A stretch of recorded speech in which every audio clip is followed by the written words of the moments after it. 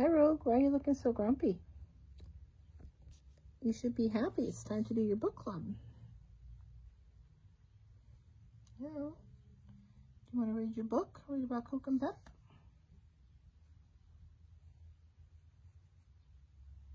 Hi, guys. It's time for Rogue's Reads. And we are reading The Genius Files, You Only Die Twice by Dan Gutman, published by HarperCollins. So thank you to both of them for allowing us to share this book. All right. I'm Renee. I'm the children's librarian at Salem Public Library in Salem, Ohio. I'm hanging out with Rogue. And I think Daisy Ray, who is still taking a nap. Apparently it's very exhausting being her. And Griffin, who is also napping. Alright, Rogue and I are the only ones awake here today. We actually do have two other cats. They just are never seen on video because they're both shy. But we have Loki and Darcy as well. They just aren't on video. These three like the attention, so they like to come out when I'm reading. Actually, even when I'm not doing videos, I rarely get away from them. So it is Friday afternoon, and hopefully you've had a wonderful week. I know the school year is winding down for a lot of people, and I hope to have some great information about summer reading program out to you guys next week. We've got some great, exciting things in the works. Just need a few more days to get all the details worked out before I can share them with you. So summer reading is definitely going to look different this year than it has in the past, but we are working on bringing you a summer reading program because we know that's important to our community, to you guys, to us. So yeah, all right. Genius Files, You Only Die Twice, and we finished yesterday where they were at the birthplace of Pepsi in New Bern, North Carolina, and an Elvis impersonator kidnapped Pep and drug her down to the basement and tied her up and told her that she had the Elvis Live cipher wrong, and it was actually supposed to be Evil Elvis. So that's where we ended yesterday. So let's pick up today with chapter 16. It's Now or Never. Evil Elvis? Of course! The letters didn't spell live, they spelled evil. Evil is live backward. Pep would have kicked herself if she'd been able to get her legs free. How could she have been so dumb? She tried to peer under the Elvis mask while he leaned over to take her sneakers off. He was humming the Elvis song, Don't Be Cruel. Pep tried to kick him, but her feet were tied tightly against the chair. What are you going to do to me? What does it look like I'm going to do to you? Elvis said. I'm going to kill you. What about my brother? I'll take care of him after I finish you off, Elvis told her. Killing two kids at once isn't nearly as much fun. I want to do it one at a time so I can really savor each murder. You only die twice. Ha ha ha ha. Evil Elvis was insane, clearly. The voice sounded familiar, but Pep couldn't place it. Satisfied that his victim was secure, Elvis pulled a cigarette lighter out of his pocket and flicked it on. He waved it around Pep's face, letting the flame linger near her nose for just an instant so Pep would feel the heat. Here he was, taunting her with fire, and he had sent her that message at the fireworks show. Pep made a mental note that Evil Elvis was a pyromaniac. If she was ever able to get out of this, she would at least be able to tell the police something about him. You're going to burn me? Pep asked, sobbing. Is that how you're going to do it? Oh, no, that would be cruel, Elvis said. I have a better idea. He went to the refrigerator and pulled open the door. Pep could see that it was filled with 2-liter bottles of Pepsi. Elvis twisted off the cap from one of them and began to pour the contents into the metal tub that held Pep's feet. When that bottle was empty, he opened another one and poured that in. When he poured a third bottle in, Pep's feet were covered in soda. What are you doing? Pep shouted. Do you know what Pepsi is made of, Pepsi? He asked. High fructose corn syrup? She replied. Yes, and phosphoric acid, said Evil Elvis gleefully. It's right on the label. And do you know what phosphoric acid does to the human body? Quenches our thirst, Pep said, still squirming to try and get free. Cute, Elvis said. Soda and sweets rot your teeth, right? Well, did you ever put a tooth into a glass full of soda and let it sit there overnight? In the morning, there's nothing left. The tooth dissolved. The acid will eat away at your feet until there's nothing left but bone. You're crazy, shouted Pep. If the phosphoric acid in Pepsi will do that much damage to a little tooth, Elvis continued, just imagine what it will do to human flesh. How ironic. Pepsi will be killed by Pepsi. As if to confirm his insanity, Elvis let out a cackling laugh. You monster, Pep shouted at him. Help, help, somebody! Elvis took the white scarf from around his neck and wrapped it around Pep's mouth. Quiet, he instructed her. Your pathetic cries for somebody to rescue you are annoying. Do you know that? Pep shouted. It won't be long, Elvis said cheerfully. Can you feel the acid starting to eat away at your toes? Pep did feel a burning sensation. She tried to call to her mother and father, but the sound was muffled by the gag in her mouth. Oh, don't worry, Elvis assured her. This won't be a burden to your family. After the phosphoric acid eats away at your flesh for 24 hours, the blood will drain out and there won't be much left. I'll make an anonymous call to the morgue in the morning so they can send somebody over to dispose of your bones. Help! Tomorrow will be too late, Elvis began to sing. It's now or never. Yeah, I'm not going to sing. My love won't wait. Let me go. Sorry, can't help you there, darling. Elvis has left the building. And with that, he ran up the stairs and out the door, cackling the whole time. What do you guys think? I mean, we know that Pepsi and Coke, like, pop is not good for you because it does have a lot of chemicals, a lot of sugar. But I don't know that it would be enough to eat for your skin. Maybe if left on long enough. I don't know. This just doesn't seem like a very sensible plan, especially knowing that her family's right outside. I don't know. This is a weird one. All right, Chapter 17, the calling card. Back in the RV, Coke and his parents were starting to get impatient. Dr. McDonald looked at his watch. What's taking her so long? He said. I thought she was just going to buy herself a souvenir and that would be it. Women and shopping, Dad, Coke said. You know. That's a sexist comment, said Mrs. McDonald. How about a little patience? I had to sit and wait for you while you were watching that ball game in Chicago. She's probably buying up the whole store and wasting money, said Dr. McDonald. I read an article about this somewhere. People with unusual names love to buy things that have their name on it. It validates them. I told you we should have named her Ashley. You wanted to name her Sprite, said Mrs. McDonald. One of us should go check on her. I think I like Sprite better than Pepsi. I'll do it, sighed Coke. Coke hopped out of the RV and jogged down the street to the birthplace of Pepsi. It was empty, just as it had been the first time we went in. Pep, you in here? No answer. Coke looked all around him, seeing no sign of his sister, pushed open the door leading to the back room. It was a small office, also empty. He stopped. Was that a muffled sound coming from below the floor? He found the steps and rushed downstairs. And that's where he found his sister, bound and gagged, her feet submerged in a tub of some dark liquid, desperately trying to yell for help. Pep, he shouted, taking the scarf off her mouth. What are you doing here? Oh, I came down here and tied myself to this chair for the fun of it, she yelled at him. You dope, I was kidnapped. Hey, don't yell at me, he replied. I'm rescuing you. Get me out of here, she shouted. Quick, before the acid eats through my flesh. I'm working as fast as I can, he said, trying to untangle the ropes around her feet. Who did this to you? Evil Elvis, she told him. That's what the cipher meant. I was wrong. It wasn't Elvis live. It was Evil Elvis. He's an Elvis impersonator. He's the one who dropped the chest of drawers and the giant brain on me. What was an Elvis impersonator doing at the birthplace of Pepsi? Coke asked. Trying to kill me, Pep shouted. He stuck my feet in the tub of Pepsi so it will eat at my flesh. Hurry up. I think the bone in my leg is about to come through the skin. Coke stopped, and then he started laughing. What's so funny? Pep asked. Stop laughing at me. You think dipping your feet in soda is going to make your flesh dissolve? Coke asked, doing his best to avoid doubling over. It won't, Pep said meekly. That's one of those urban legends, you dope, Coke told her. Soda can't do that. It can't? Of course not, Coke said as he removed the last of the rope that was binding her. That's one of those stories that gets passed around on the internet so much that people think it's true. It's a hoax. There's more acid in orange juice than in Pepsi. See for yourself. Your feet are fine. Pep pulled her feet out of the tub and counted her toes. Satisfied that all 10 were still there, she wiped them on Coke's shirt and put her sneakers back on. Why would Evil Elvis do this? She asked her brother. He could have killed me easily enough if he wanted to. Yes, that wasn't a very reliable way of killing somebody. This is his calling card, Coke guessed. He wants us to know he's out there watching us.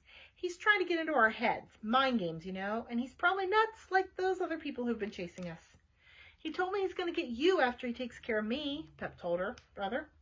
Oh yeah, Coke said. Not if I get him first. And he's going to have to do more than stick my feet in a tub of soda pop. They ran out of the birthplace of Pepsi and back down the street to the RV. So what did you buy? Dr. McDonald asked Pep as he started up the engine. Nothing. All that time and you didn't buy anything? Said Mrs. McDonald. What were you doing in there? We were starting to get nervous. Not to worry, Mom, Coke explained. Pep got kidnapped by an evil Elvis impersonator who tied her to a chair and said he was going to soak her feet in Pepsi until it ate away her flesh. Kids, muttered Dr. McDonald, shaking his head. Chapter 18, A Senseless Attack. Let's see.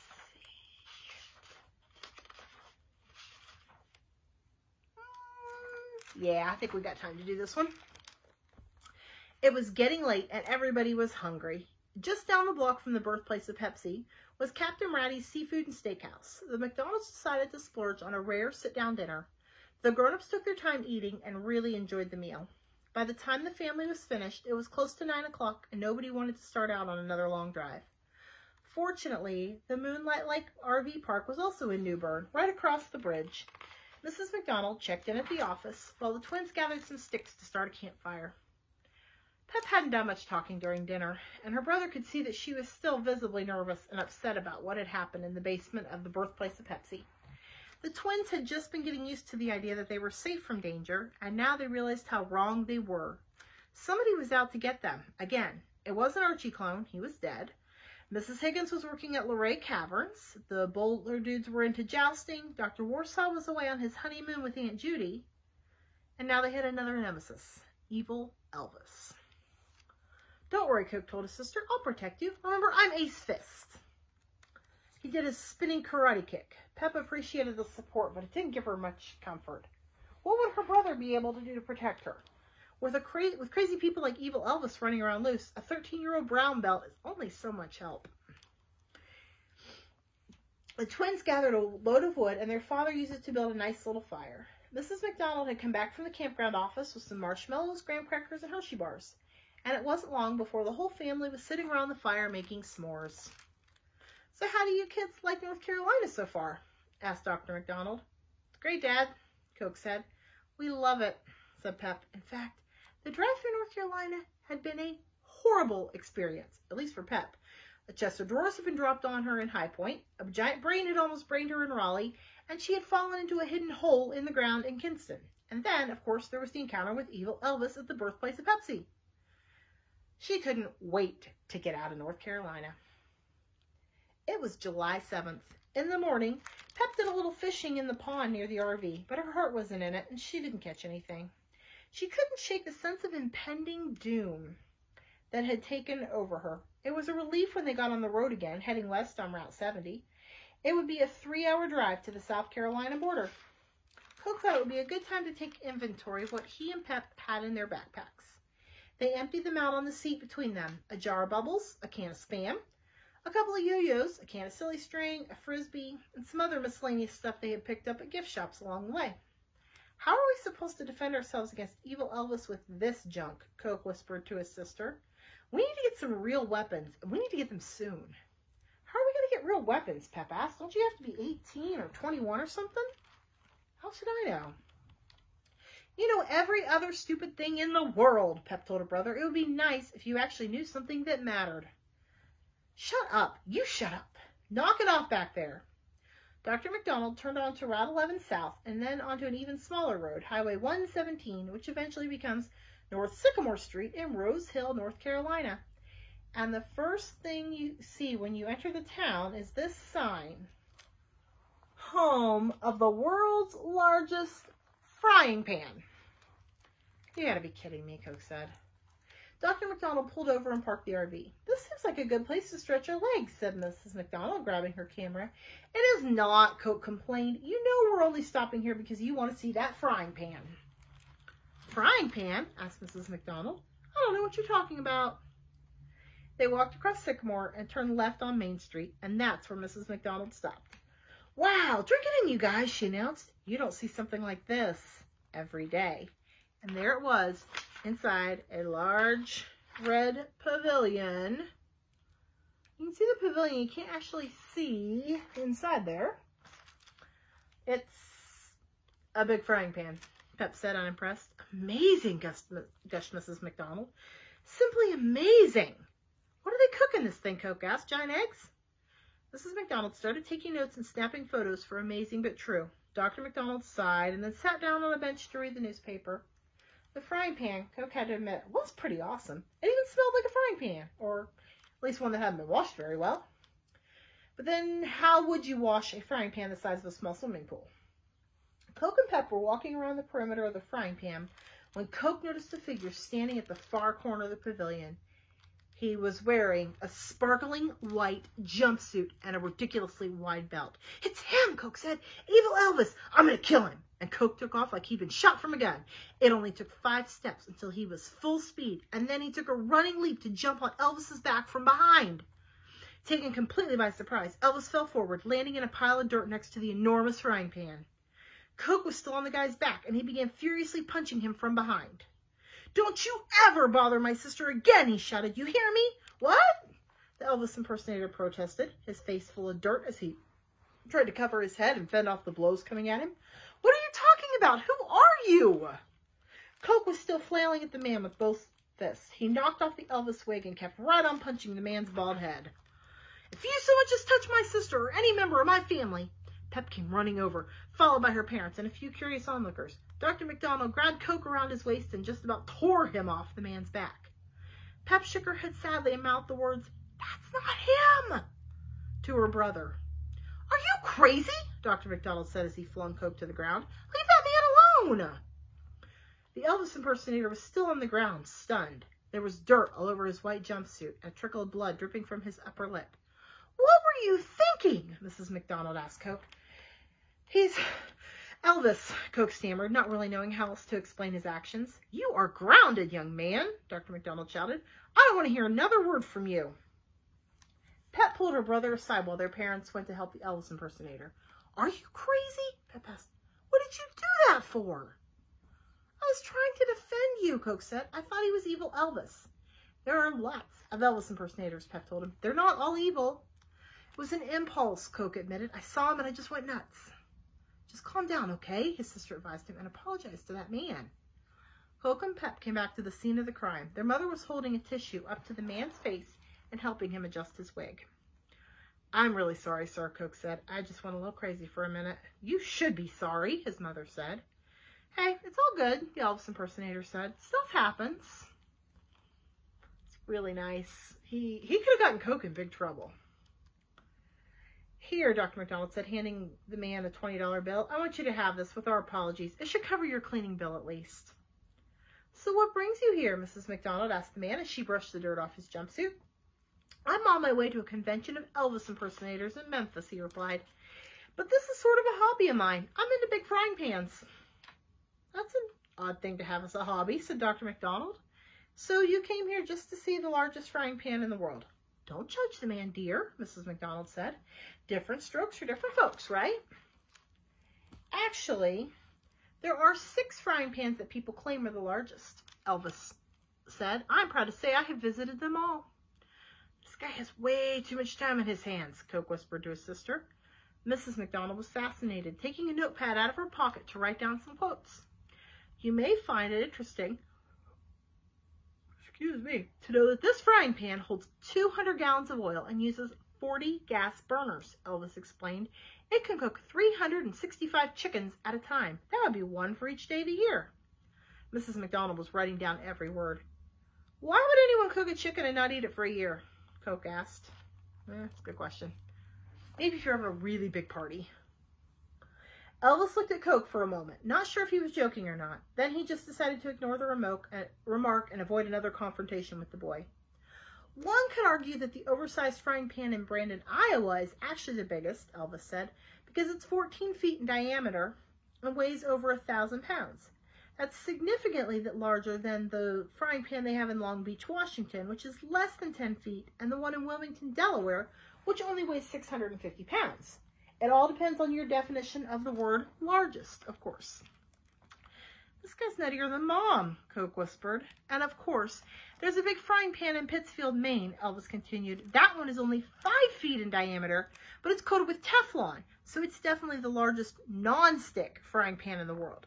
And then there's the one in London, Kentucky. We really have to go, Dr. McDonald said, but it was really nice chatting with you. And again, I'm sorry about my son. The McDonalds hightailed it out of there before Elvis could tell them any more about the frying pan in Kentucky. I feel like going back there and beating that guy up again, Coke said as they got in the RV. Nobody should know that much about oversized frying pans. And that is where we are going to end on this Friday afternoon.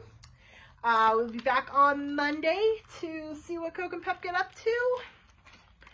And I hope you guys all have a wonderful weekend. I'll see you next week. Thanks. Bye.